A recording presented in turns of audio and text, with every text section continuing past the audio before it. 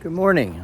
I've been thinking a little bit about this morning about who I am and who you are in Jesus. I was in a conversation recently with somebody where we were talking about temptation and where does it come from? Are we battling our flesh all the time, or are we battling Satan and the world? And so when we're tempted, are we like, oh, I need to put my flesh to death? And the consensus we came up with was, no, that happened. That our flesh is dead. It died with Jesus at the cross. That's part of what happened when the new life came, is that my flesh and all of its cravings, if you will, died with Jesus.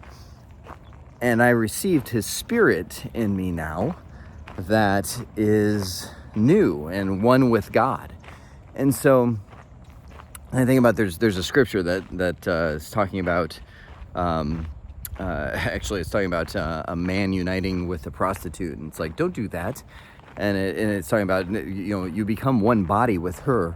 All the other sins you commit are outside your body, but sexual immorality, that's when you don't want to mess with, because that's within your own body. And then it says, as it concludes that, it says, but those who are in the spirit are one with God in spirit, or something like that. Those who have been transformed, I don't know the exact, but you get the point. It's like you become one spirit with God, and I become one spirit with God. And so as I think about where does temptation come from, well, before someone becomes a believer, that temptation comes from all over the place. It's not even temptation. It's just how they live, right? They're not one with God. So often they are just controlled by the flesh, right?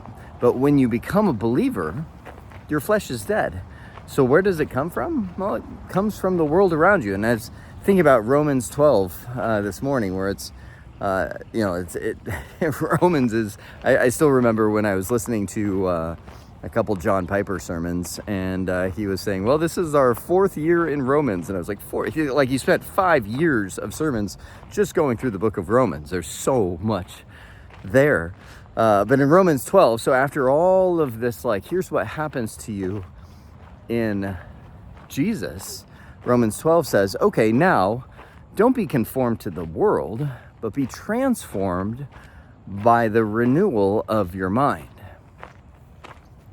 That, I think, is where the secret is even though we are now one with God in spirit, and I'm one with God in spirit, I have his spirit in me, I still have a mind that needs to be renewed. My mind, and this is where, how many years, decades of corruption of this world, of being conformed to this world, is now up here. And so now it's saying, okay, now you need to be renewed by the Spirit. And that only comes by spending time with God. That only comes as I start really asking God for more faith.